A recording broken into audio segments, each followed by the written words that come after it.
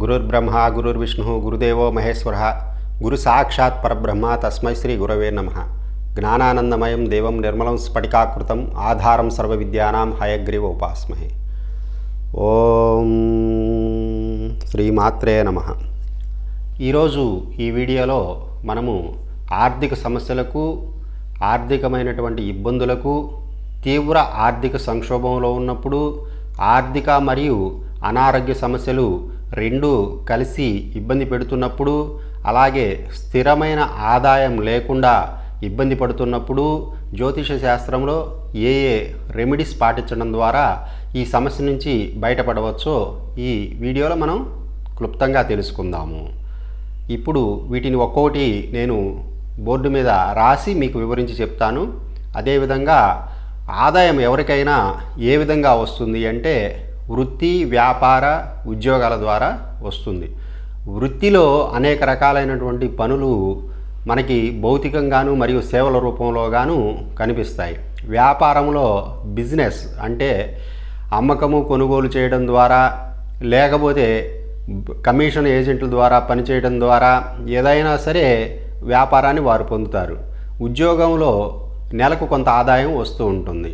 ఇలా కాకుండా ఆర్థిక శాస్త్రంలో ల్యాండ్, లేబర్, క్యాపిటల్, ఆర్గనైజేషన్ అనేటటువంటి ఈ 4 ద్వారా మాత్రమే ఆదాయం వస్తుంది అని చెప్పినప్పటికీ కూడా రాను రాను ప్రస్తుత సమాజంలో ఆదాయ మార్గాలు బాగా పెరిగిపోయాయి. కానీ అలాగే ఆ ఆదాయ మార్గాలకి అడ్డంకులు కూడా అలాగే కలుగుతున్నాయి. ఈ అడ్డంకులన్నీ తొలగించుకుంటేనే మనకు రావాల్సిన ఆదాయం సకాలంలో మన చేతికి అందుతుంది. అవేంటో ఈరోజు మనం ఒక్కొక్కటి తెలుసుకుందాము. ముందుగా ఆర్థిక సమస్యలు, ఆర్థిక అడ్డంకులు ఒకటి కావు అని గమనించాలి. ఈ రెండిటికి తేడా తెలుసుకోవాలి. మనకు డబ్బు రావాల్సిన డబ్బు మనకు అందకుండా పోవడం, అప్పులు ఇస్తే అవి ఎగగొట్టబడుతూ ఉండడం వంటివి ఆర్థికపరమైన అడ్డంకులు అవుతాయి. ఉద్యోగరీత్యా లోన్లు వెంటనే అందకపోవడం, చేపట్టిన పనులకు వెంటనే ప్రతిఫలం లేదా పారితోషికం లభించకపోవడము, రుణం కోసం ప్రయత్నం చేస్తే ఇస్తామన్న దాతలు తిప్పిస్తూ ఉండడము వంటివి ఆర్థిక సమస్యలు అవుతాయి. అలాగే డబ్బుతో ముడిపడి ఉన్న పనులు వెనక్కి జరుగుతూ ఉండడం కూడా ఈ కోవకు చెందుతాయి. ఇప్పుడు ఆర్థికపరమైన సమస్యలకు ఏ రెమెడీస్ చేయాలో చూద్దాం. కోతులకు బెల్లాన్ని తినిపించడం మరియు అరటిపళ్ళు తినిపించడం, అలాగే కుంకుమ పువ్వు కలిపిన పాలను తరచుగా తాగుతూ ఉండడము, చెవులకు ధరించే కర్ణాభరణాలు బంగారంతో ఉండేలా చూసుకోవడము, రోల్డ్ గోల్డ్ ధరించకుండా ఉండడము, వెండి ఆభరణాలకు దూరంగా ఉండడం చేయాలి. అంటే మగవాళ్ళు కూడా చెవులకు పోగులు లాంటివి బంగారంతో చేసినవి ధరించడం ద్వారా ఆర్థిక సమస్యలకు చెక్ పెట్టవచ్చని మనం గ్రహించవచ్చు. ఆర్థికపరమైన అడ్డంకులను తొలగించుకోవడానికి ఊడ్చే పని వాళ్లకు పొగాకు సంబంధమైన వస్తువులు దానంగా ఇవ్వడము. అంటే వారికి సిగరెట్లు, బీడీలు, చుట్టలు వంటివి అలవాటు ఉన్నట్లయితే వాటిని దానంగా ఇవ్వడము. అలాగే వారికి టీ ఆఫర్ చేస్తూ ఉండడం, టీ తాగడానికి ఇస్తూ ఉండడం. అలాగే పసుపు, సింధూరము, గంధము కలిపి దానిని తిలకానిగా నుదుటను ధరిస్తూ ఉంటే ఆర్థికపరమైన అడ్డంకులు రావు. వ్యక్తులు తీవ్రమైన ఆర్థిక సంక్షోభంలో ఉన్నప్పుడు ఇప్పుడు చెప్పబోయే రెమెడీలు పాటించడం ద్వారా ఆ సంక్షోభం నుంచి బయటపడవచ్చు. ఒక వెండి గోళీని హారంలో ధరించండి, అంటే వెండి గొలుసులో ధరించండి. వెండిని గోళీగా చేసి వెండి గొలుసులో ధరించాలి. ఏ విధమైన రాయి కానీ రత్నం కానీ అందులో ఉంచరాదు. అంటే ఇది అలంకరణార్థం కాదని గుర్తించాలి. అలాగే ప్రతిరోజు పటికను మెత్తగా పౌడర్లాగా చేసుకొని ఆ పటికతో దంతాలను శుభ్రం చేసుకోవాలి. పటికంటే తెలిసిందే కదా.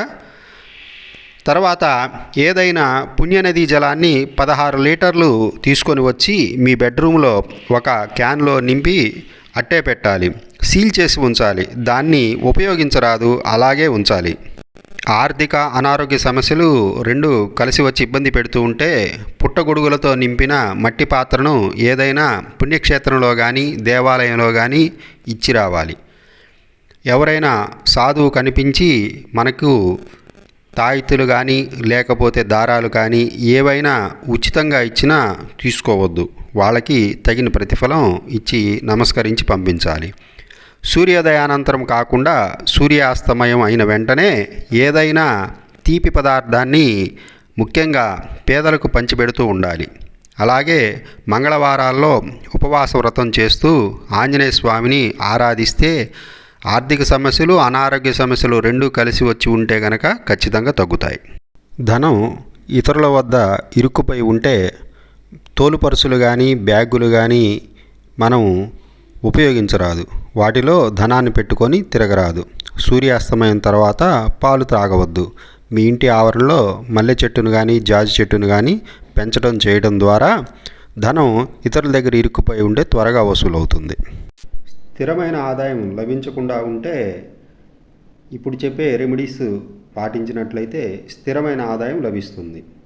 ఎవరు చూడని వెళ్ళని నిర్జన ప్రదేశంలో ఒక వెదురుగొట్టాన్ని తీసుకొని దానిలో చక్కెర నింపి పాతిపెట్టి రావాలి.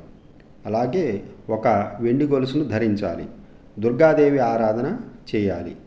పండ్లు, స్వీట్స్ ఇచ్చి 8 ఏళ్ల కన్యల పాదాలు తాకి వారి ఆశీస్సులను పొందాలి. ఆర్థిక పరిస్థితి మెరుగుపడడానికి 4 వెండి లోహపు గుళ్ళు చిన్నవి ఒక తెల్లని గుడ్డలో మూట కట్టి మీ జేబులో వేసుకోండి. అవి నిత్యం మీతో పాటు ఉండేలా చూసుకోండి. తర్వాత నెమలి ఈకను మీ పడక గదిలో కానీ లేదా ఈశాన్యంలో ఉండేలా చూసుకోండి. నెమలి పింఛమైనా సరే. అయితే వీటిని కలిగి ఉన్న విసన కర్రలు మాత్రం వాడడానికి పనికిరాదు. అసాధారణమైన ఆర్థిక ఇబ్బందులు ఉంటే 10 మంది గుడ్డివారికి గులాబ్ జాములను తినిపించాలి. గుప్పెడి శనగలు ముందు రోజు నానబెట్టి మర్నాడు ఉదయం పక్షులకు తినిపిస్తుండాలి. ఇలా 43 రోజులు చేయాలి. వెండి గ్లాసును సంపాదించి అందులో మాత్రమే నీళ్లు తాగుతూ ఉండాలి. నిత్యం ఒక తెల్ల టోపీని ధరించాలి. అది చర్మంతో చేసినదై ఉండకూడదు. సమస్యను బట్టి ఆ రెమెడీని చేసుకొని మనకున్నటువంటి ఆర్థిక సమస్యల నుండి త్వరగా గట్టెక్కవచ్చును.